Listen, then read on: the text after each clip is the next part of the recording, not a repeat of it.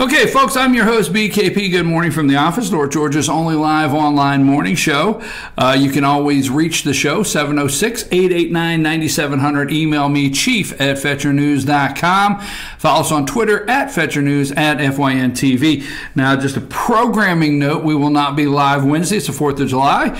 The office will be closed, so we'll be here Monday, Tuesday, Thursday, and Friday. And Friday we'll be at Sycamore Crossing in downtown Blue Ridge. Now, let's talk about the Georgia governor's race.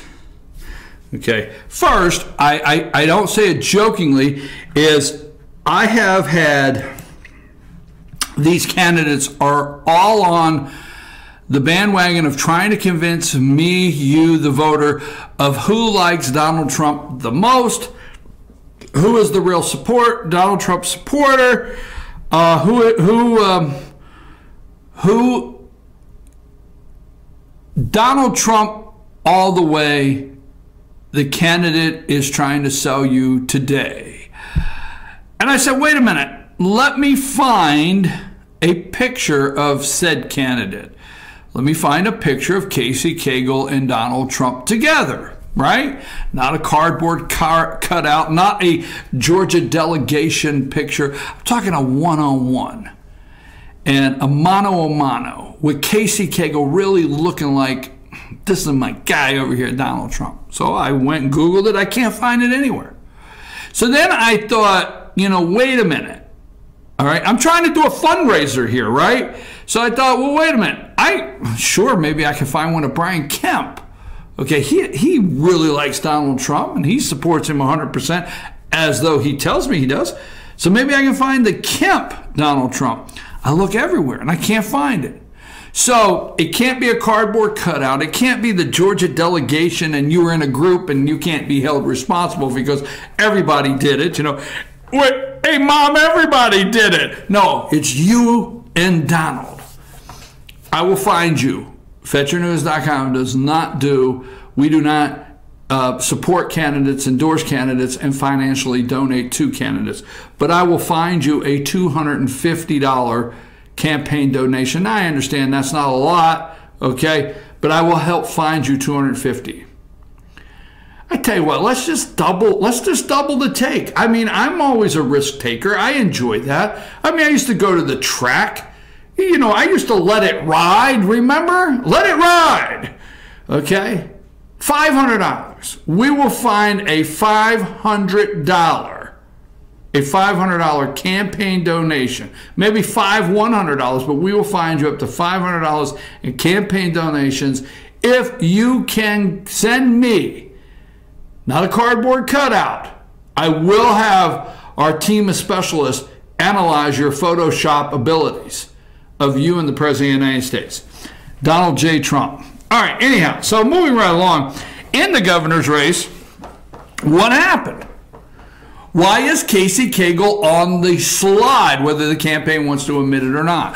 Why are they stagnant? Why can they not move the needle? What happened? Because you're looking at a candidate with 92%, is it, name recognition? When pollsters call and say, do you recognize Casey Cagle's name, as high as 92%? Okay? And he has all the money. And he has an NRA endorsement, which we do not and never obtained the NRA survey, which the campaign, Casey Cagle's campaign, actually Casey Cagle himself said he would get us, okay? Which is neither here nor there. My opinion is that the Casey Cagle campaign allowed, they might not like the way I put some things, they allowed the Kemp campaign to take the Second Amendment issue away from them. I know they don't like it because really right now, when I say all they have to talk about is the NRA endorsement, which should be enough according to most politicians, but Kemp's campaign staff were savvy enough to put together the old Jake commercials, a couple commercials that really pulled that Second Amendment vote over from Casey Cagle. You almost forget, unless Casey Cagle tells you that he's endorsed by the NRA, according to what Brian Kemp, his campaign did. So Casey Cagle started before the session last year as high as 44% in generic polling, way up, okay, 44%. He had the money, okay. He's heir apparent. Now, they're not going to like the things I say because I don't care. I'm just looking at politics. So Casey Cagle's heir apparent to it. I mean, he's lieutenant governor. Actually, if something happens where the governor's concerned, okay, maybe an ethical violation of some sort, just saying, where the governor's concerned, the lieutenant governor would move up, and that's the next step. So he's heir apparent to some, what is called, he got labeled a 28-year establishment. Now, I'm getting to Kemp in a minute. You're saying, well, wait a minute, Brian Kemp is a state senator, secretary of state, whatever, whatever. Okay, thank you, Sam. So anyhow, the guy here, Casey Cagle, the guy in the glasses, is supposed to be heir apparent, has all the money. So he runs his campaign in the primary, and he decides. Now, when I say he, it's his campaign. And when I say he, Casey Cagle didn't call me and say, this is what I decided to do, so I want that clear. So he decides, his campaign decides, we want to run against Brian Kemp. They make the decision. They want to run against Brian Kemp. So in the primary with Michael Williams and Brian Kemp and Clay Tippins and Hunter Hill, they know the person they don't want to run against is Hunter Hill. They don't want to run against Hunter Hill. Absolutely not. Okay? Maybe because Hunter Hill could still get the $3 million that was promised out to Hunter Hill if Casey Cagle did not pass the school choice bill on, or the, not school choice, the so much as the scholarship, doubling private school scholarship, tax deduction, or whatever it may be. Not getting stuck on that. We'll get into that in a minute. So they wanted to run against Brian Kemp. So Casey Cagle's campaign went full steam ahead against Hunter Hill. I mean, they blasted the mailboxes on Hunter Hill. They challenged everything about the guy, and you could not go to your mailbox 2 weeks before the primary, 2 to 3 weeks, or in that last 30-day stretch, and not get something anti-negative against Hunter Hill. I had them. I mean, they were ugly, vicious. All right? So they accomplished that. Okay, so the story leads on. So they end up with Casey Cagle wins like, what, 35 or 38%, right? 38%. So he doesn't crack 40. He wins 38%. Kemp wins 25. All right? Stay with me on this. Hunter Hill 17, Clay Tippins, 14, Michael Williams 5. Those are the numbers off the top of my head, okay? That's how it settled out. Now, plan A, step 1, supposedly he's got it done. Hunter Hill's out of the way. He wants to run against Brian Kemp. He thinks he has all this dirt on Brian Kemp. He thinks he has all of these bad business dealings on Brian Kemp. He thinks he can run that Brian Kemp doesn't like farmers in Georgia. Because let me tell you, farmers are still big in Georgia. And quit thinking about South Georgia every time you think about Dan Farmer. We love you down there in South Georgia. In fact, I like the watermelons and cantaloupes and every other thing you bring out of South Georgia, whether it be peanuts from Jimmy Carter. But, in North Georgia, we have our wineries, all right? A lot of farmers in North Georgia. We have our apples. I mean, I'm telling you. So he thinks, okay, here's what I'll do in the primary is I'll end this guy with farmers, and I'll get into some bad business dealings, and I'll get into some litigation that is outstanding concerning him and some business dealings, or whatever the case may be, all right? And I will get into Brian Kemp and him releasing your information as Secretary of State and having it hacked, or not hacked, but that's what the impression is, hacked. And I will lead people to believe how incompetent he is because, he sent out your Social Security number. So I don't know all the things, but Casey Cagle's got, his campaign's got number 1 accomplished. Hunter Hill, gone. Brian Kemp, the guy they're running against. But I will tell you, there's a direct difference in the Brian Kemp campaign staff and the Casey Cagle staff, okay? Now, Casey Cagle is not actually a bad guy one-on-one. Now, take a deep breath out there, all of you Kemp supporters, okay? I understand you just went like this. You're having a heart attack. You know, you're trying to fan yourself like it's, you know, Sunday afternoon, 1 o'clock, and the preacher won't shut up in the Deep South, okay? So, period, like that, here it is. Don't get upset. I had an opportunity to ride on a campaign bus with Casey Cagle for 8 hours. Natalie and I, one of our reporters here at FetcherNews.com, and not a bad guy one-on-one, all right? But you have to cut through the air of arrogance to get to him. Because, see, he has the money. So he's bought the best and brightest, he thinks, to run his campaign. Now, me, myself, I don't care. I really don't care because they're smarter than me. I understand that. They are brilliant people because they have all these degrees hanging on the wall, and they worked in this campaign and they worked in that campaign, and actually they've got a political science degree, and they worked with this candidate and that candidate, and they got one hell of a resume. So what do I know? Just what do I know? So you cannot get to Casey Cagle and cut through him and get to him by the level of arrogance that runs his campaign, by the people that misunderstood the voter. Well, hell, that should be actually what you do understand is the voter. So anyhow, you know, now Brian Kemp on the other side, you know, that's not the case. I'm just going to be kidding. It's not the case. I can get with this candidate anytime I want. Now, he may be giving a speech. He may be busy, not be able to take the call, not be able to return the call, or get my message. That's understandable. They have a schedule. A buddy over there on the other side, Brian Kemp, our office can communicate with Brian Kemp anytime. Okay? We can't get through the level and layers of arrogance with the Casey Cagle campaign. Because, see, we're not the big guy downtown. Now, these candidates have, some of them, I don't want to say the ugly words today, because let's be nice today, but these candidates, well, we're not the big people downtown. Guess who Casey Cagle has been hurt the most by is the Atlanta media in the Atlanta market with his Clay Tippin story. See, we're just little old FetcherNews.com up here. We're just little old FYN TV. Well, let me tell you something. I go down to Canton the other night, 50 people in the room.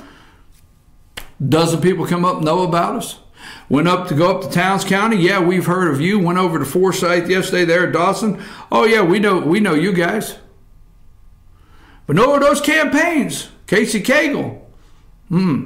Now, here's what went wrong in the Cagle campaign after the primary. Casey Cagle, you keep hearing about the tape. You keep hearing about the tape where he went to Clay Tippins and he sat down and he met for 90 minutes. All right? He met for 90 minutes. And there's 3 minutes of tape where Casey Cagle talks about his uncle, Leslie Tippins, Clay Tippins' uncle, which is a state representative there in Marietta, or state senator there in Marietta, or representative, that has the bill that Casey Cagle would not support, or he would not support the bill, and Casey Cagle wanted to support it, and he quit. So you have the, hey, it was politics. You have the Casey Cagle recording telling Clay Tippins it was politics over policy. I had to block $3 million from going to Hunter Hill. All right? That's what you hear. But nobody talks about the reason Casey Cagle was down there. See, they got the money. But Casey Cagle was down there because that campaign is so damn greedy. I mean, I'm not telling you Brian Kemp's campaign's not greedy looking for money to run a campaign. But Casey Cagle's stacking the cash up. See, it's supposed to be cut and dry. He's supposed to be the heir apparent. He's supposed to be the guy that runs against Stacey Abrams, a Democrat. This is supposed to be the guy. So he goes to see Clay Tippins, not to be recorded, not for it to be released. You missed the point. Don't take this wrong. I know there's other things about that, and it's despicable, and you're saying, well, we found the real Casey Cagle and his personality. No. The real Casey Cagle is so daggone greedy that he went down there to get the money. What do I mean? Tippins is a money guy, man. Big money guy. Go through Clay Tippins. He didn't want Clay Tippins voters. Well, wait a minute. He went down there to get his endorsement. No, he didn't. How come he hasn't swayed Hunter Hill to stand on the stage with him? Because there's no money in it for him. How come he hasn't swayed Michael Williams? Well, Michael Williams out there. He is just out there, man. That old boy's out there. He had a deportation bus. Look, Michael Williams has the hardcore voters. His 5% are going to come out and vote. Let's see, Kemp got 25. He got 5. If they would go vote for Brian Kemp, that would be close to 30. Let's see, Hunter Hill got 17. And just if half of those, let's see, we can get close to that 38. And they've done it. So why hasn't Casey Cagle went out when he tells you he went over to Clay Tippins to get his support? Bull. Blank. Period. That's why you don't see Hunter Hill up there on the stage hugged up with him. Okay? Because there's no money. That's why you didn't see Mike Williams with him, because there's no money. But Clay Tippins, there's money. He went down to get the donor list. What do I have to do today to get that donor list? Now, these are all my opinions, obviously, okay? What do I have to do to go get that donors list? What do I have to do to stack up some more millions of dollars in my campaign? Who do I have to promise what? What do I have to do? Is it gambling? What is it? What do we really need? That's what he went for, not an endorsement. Now, let's flip gears a minute. Casey Cagle, which I'm not saying if Casey Cagle is a nominee in the state of Georgia against Stacey Abrams, you need to support Casey Cagle because you do not need the Socialist Democrat Party running the state. Which that leads me to talk about the insurance commissioner that's may has a grand jury investigation going on right now into some things where he's concerned. But anyhow, so Casey Cagle comes out of that. You got the recording. It goes downtown. They're all blowing it up again. Once again, the minute these Republicans think that the AJC and these people like them, I love the day they think they like them. So here's what Casey Cagle's arrogant campaign, not Casey Cagle, his arrogant campaign. Now, Casey Cagle got 38%. And in a runoff, because it's going to be low turnout, all right, in a runoff, to win a runoff, because I don't know anything. Those guys are brilliant. They're just brilliant. But to win a runoff, you have to get your voters back to the poll. If you got the most votes, you get yours back. Because Mike Williams voters, a lot of them get disheartened. I voted for my guy, I'm done. Hunter Hill voters, I voted for my guy. And if I wanted to vote for Brian Kemp, I'd have went and voted for Brian Kemp. I didn't. I voted for my guy, I'm done. Okay. Clay Tippins voters, I voted for Clay. I don't see no need to go back. Well, they're not paying attention quite like they were. I'm just telling you. So the guy that got the most votes, his first priority in a campaign is to get his own voters back to the poll. All right? Casey Cagle could have actually left the other voters alone. Casey Cagle could have left the other voters alone and left it up to Brian Kemp. Okay? Left it up to Brian Kemp. Okay? To try to convince Hunter Hill, Clay Tippins, and Michael Williams voters to support him. But no, they couldn't be happy. They had to, they went blind. They will tell you they didn't. They went blind to the fact of working on with all the money because they just feel it's a shoe-in. They went blind to working with all the money. See, Casey Cagle did not have to go 100% to get the other voters to him. You see, the campaign is not to get you a Brian Kemp voter. If you're in the 25%, Casey Cagle's campaign and his ads have not been to get you to drop Brian Kemp and vote for him. No, that's not what it's been. It's not been to get you to say, oh, I voted for Kemp the first time. Now I see the errors in my way. I'm going to go Casey Cagle. He knows that, right? 38%, they should have focused on getting their voters back. And they didn't, because their voters are not going to, his voters are not, Kemp's voters are not going to move over. But they didn't. You know what they did? They ran the hardest, nastiest ads they could against Brian Kemp and continued to go after him as hard as they can. You know what they've done? Is they said to the Hunter Hill people, you see how we treated Hunter Hill? This is the way we're going to treat Brian Kemp. So the Hunter Hill voters are not rushing to Casey Cagle because they have a very fond memory of recently getting treated that way by Casey Cagle. So the Hunter Hill voters are rushing. See, Casey Cagle is pushing those voters to be interested. The Mike Williams voters are rushing, and I don't know about the Clay Tippins voters, but they are rushing to support Brian Kemp. You see, Casey Cagle could have gotten Hunter Hill, Clay Tippins, and Michael Williams voters to forget there's a runoff. And that would have been great because, see, Brian Kemp needs Hunter Hill's voters to come over. Brian Kemp needs Michael Williams voters, and he needs Clay Tippins. And Casey Cagle's arrogant, smug campaign, not him personally, but his campaign, has done everything they could to agitate them. You know, there's an old saying, leave a sleeping dog lie, and those happen to have been the three voting blocks that they could have left alone. But no, they agitated them. And the more they agitated them, the more went over to Brian Kemp. And then, because of the tape, Casey Cagle has actually had, voters leave him and go to Kemp. See, Kemp voters were not going to Casey Cagle. Period. So really quick, Casey Cagle's campaign could have took that they've not moved the needle. Now I don't know what he's done internally, but I personally, and I know they don't like me, and I'm getting ready to they're going to probably attack me.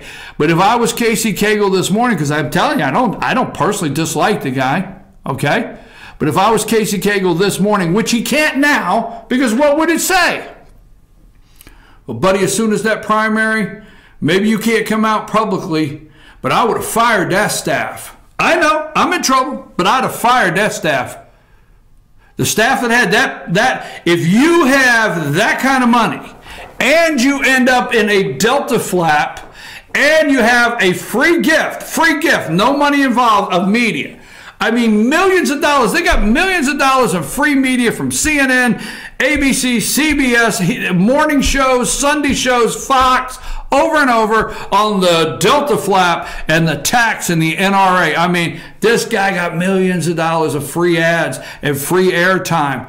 All name recognition. I mean, it was a slam dunk. I actually received a phone call like after a Fox interview on Fox and Friends with Casey Cagle, and this individual, a state employee, we'll call that a politician, they are state employees, one of your elected officials called me and said, well, Casey wrapped it up today, didn't he? That was the thought, that Casey, in the camp, he had it wrapped up. Never moved the needle, lost. Went from 44 or whatever in very early polling, which was not accurate, but the needle went down to 38. Means 62% of Georgia voters said no to him. Okay? And had the money. Then after that, hey, we won't just focus on getting our 38% back to the polls that voted for us. That will get us to run against Stacey Abrams. We'll go ahead and see if we can beat the hell out of Brian Kemp. And we'll beat the hell out of Brian Kemp so bad, just like we did Hunter Hill. And by the way, the Hunter Hill people will not get upset because they just didn't see that coming a couple weeks ago when we beat the hell out of Hunter Hill. Here's what we'll do. We'll go down and get the donor list. We don't have enough millions now, but we'll go down and get the donor list, and we'll mask that as trying to get Clay Tippin's endorsement. But really what happens is we say something that ends up on tape at an hour-and-a-half meeting that is blown all apart now, and I'm screwed because, hey, and we'll push with all of that Clay Tippin's voters, Michael Williams voters, and Hunter Hill's voters over in the Cagle's camp, and we'll end up on first day of early voting with a 43-42 tied poll in a runoff.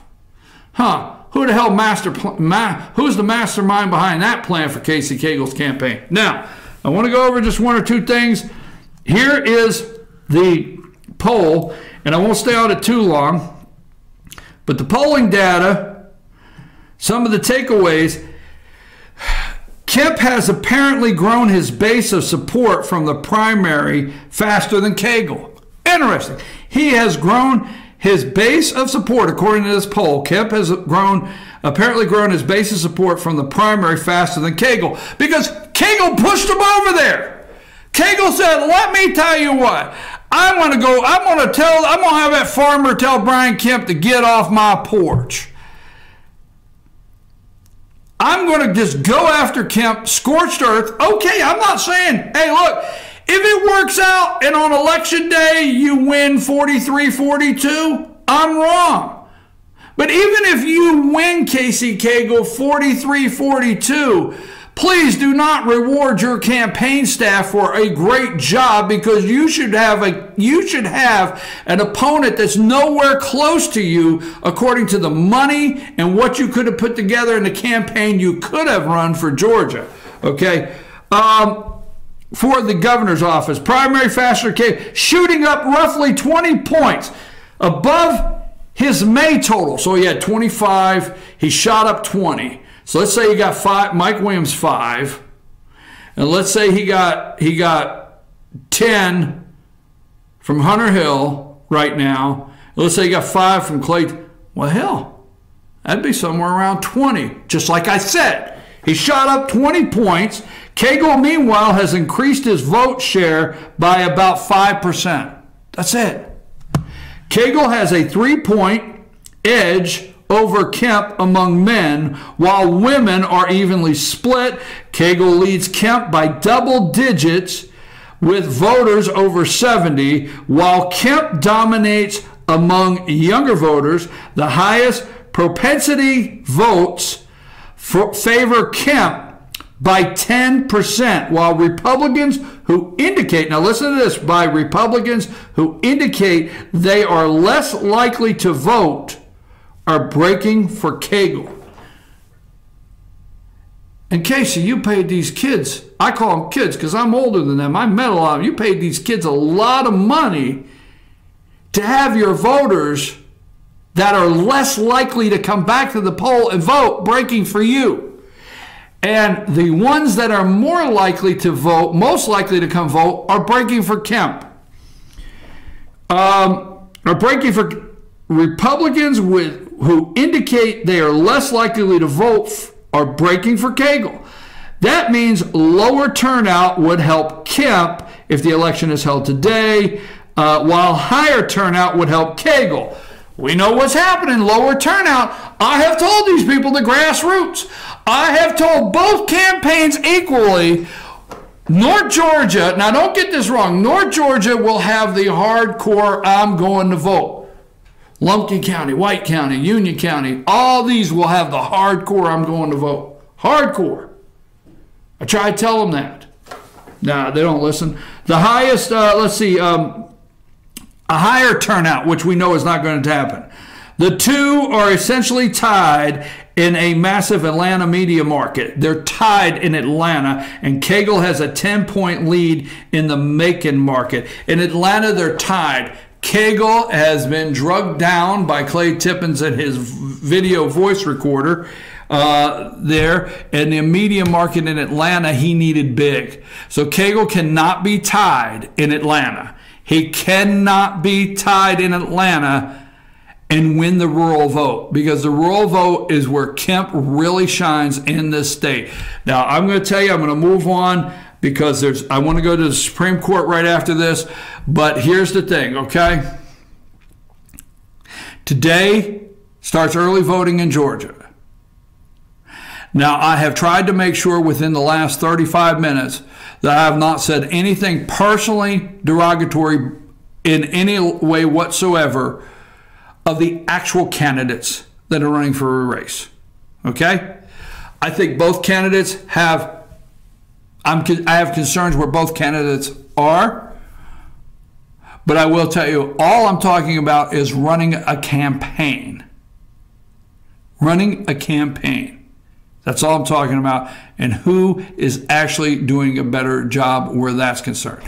Now, the 24th is Election Day. Early voting starts. My prediction, I think it is my prediction, is you're getting ready to have a massive move in the Cagle campaign in the last 3 weeks. This is where money's concerned. You're getting ready to have a massive move in the next 3 weeks of Casey Cagle reminding his voters it's 38%. Okay, Cagle's going to catch on. They are going to push money in your mailbox like you have never seen. You are going to say, you've never seen what's getting ready to happen in your mailbox from Casey Cagle reminding you to go vote. Okay? That's getting ready to happen. That's number one. Number two, I'm going to switch from, you're also going to hear a Casey Cagle campaign now switch in the next 3 weeks of who can beat, and this has already been on the internet. I will tell you one Facebook post that I cruised the Facebook post, says 3 o'clock this morning. Brian Kemp's poll numbers are very concerning in the general. A poll by Mason-Dixon has Abrams beating Kemp by 3%, and a poll by Garenhart-Yang has Abrams winning by 9. Why risk losing the governorship with a candidate like this? So the next 3 weeks, Casey Cagle's campaign is going to try to convince you that Brian Kemp cannot run. I've already been told that personally on the phone from some state politicians that they're already laying the groundwork. Brian Kemp cannot run against Stacey Abrams. You're going to hear that in the next 3 weeks. Commercials pumped out in your mailbox, okay? They're going to put up polls. You're going to see a Kemp-Abrams picture. It's going to say vote Cagle lead on one side. This is my prediction. See if you send me one. On one side, it's going to say Casey Cagle, Cagle leads and all the reasons to pick, and the candidate that can win in November, and you're going to flip it over, and you're going to have Stacey Abrams' picture and Brian Kemp's picture, and it's going to have these polls next to it saying Kemp loses in race to Abrams. Are you ready to, are you ready to give the Gold Dome to a Democrat, blah, blah, blah, a Hillary Clinton, whatever, if that, Brian Kemp's your man? Watch and see, all right? It's getting ready, and they're going to go after that, and they're going to go after the, Cagle is going to remind his voters. So when I come back, we're going to switch to the Supreme Court. And we have talked about these two candidates, okay? And we've not gotten into anything personal as far as them. We talked about their campaigns. We come back, we're going to talk about them, and promises they make. And who do you think will be the candidate that'll uphold the promises? Because the promises they make ties into the Supreme Court pick for Donald Trump. We're going to put all that together when we return. I'm your host, BKP. Take us a break.